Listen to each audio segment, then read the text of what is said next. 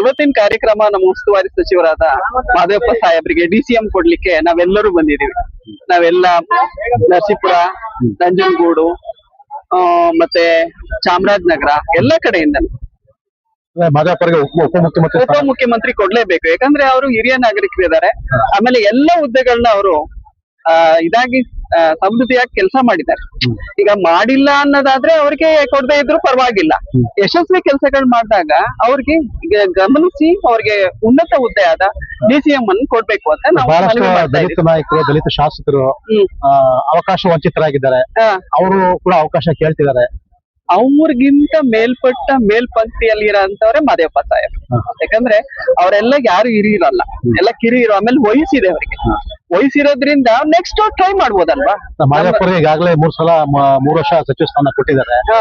ಮೈಸೂರು ಜಿಲ್ಲಾ ಉಸ್ತುವಾರಿ ಸಚಿವರು ಕೂಡ ಆಗಿದ್ದಾರೆ ಅವರು. ಹೌದು. ಬಹಳಷ್ಟು ಜನಸಂಪರ್ಕ ಕಡಿಮೆ ಇದೆ ಅವ್ರದ್ದು. ಜನಸಂಪರ್ಕ ಕಮ್ಮಿ ಇದ್ರೆ ಇಷ್ಟೆಲ್ಲ ಜನ ಸೇರ್ತಾ ಇದ್ರ? ಯೋಚನೆ ಮಾಡಿ, ಎಲ್ಲಾ ಕಡೆ ನೋಡಿ ಜನಸಾಗರ ಇದೆ. ಹಾಗಾಗಿ ಮಾದೇವಪ್ಪ ಸಾಹೇಬ್ ಇವತ್ತು ಕೇಳಕ್ ಬಂದಿದ್ದೀರಿ ನೀವೆಲ್ಲ.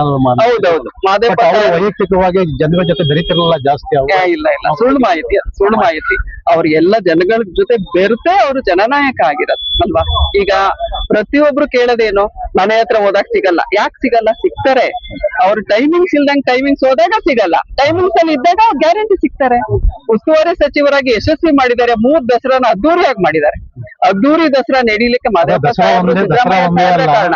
ದಸರಾ ಒಂದೇ ಅಲ್ಲ, ಮೈಸೂರು ಜಿಲ್ಲೆ ಗ್ರಾಮ ಪ್ರದೇಶಗಳ ಅಭಿವೃದ್ಧಿ ಕೂಡ. ಇಲ್ಲ ನೀವು ನೋಡಿಲ್ವಾ? ನರಸೀಪುರ ನೋಡಿಲ್ವಾ? ನರಸೀಪುರ ಒಂದು ಕಾನ್ಸ್ಟಿಟ್ಯೂನ್ಸಿ ಅಭಿವೃದ್ಧಿ ಆಗಿದೆ. ಇತರೆ ಅಂತಲ್ಲ, ಅವ್ರ ಕ್ಷೇತ್ರ ಅದು ನರಸೀಪುರ ತಾನೆ. ಮೊದಲ ಆದ್ಯತೆ ನರಸೀಪುರಕ್ಕೆ ಕೊಡ್ಬೇಕಲ್ವಾ? ಅಲ್ಲ, ಜಿಲ್ಲಾ ಉಸ್ತುವಾರಿ ಸಚಿವರಾಗಿದ್ದಾರೆ ಅವರು.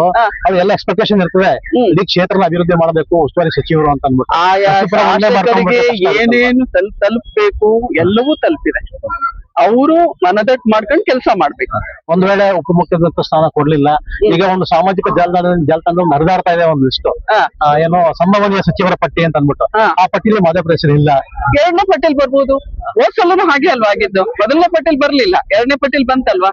ಅವ್ರಿಗೆ ಗ್ಯಾರಂಟಿ ಸಿಗುತ್ತೆ. ನಾವೆಲ್ಲ ಆಶಿಸ್ದಂಗೆ DCM ಸಿಗ್ಲಿ ಅಂತ ನಾವು ಆಶಿಸ್ತೀವಿ.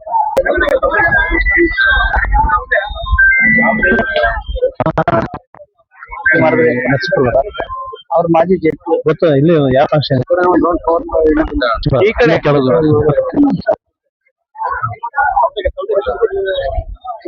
ವ್ಯವಸ್ಥೆ ಮಾಡಿದ್ದಾರೆ. ಅದು ಪೇಪರ್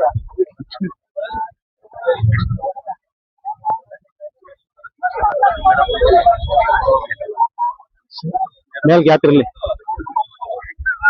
ಮೇಡಮ್ ಅವರಿದ್ರು.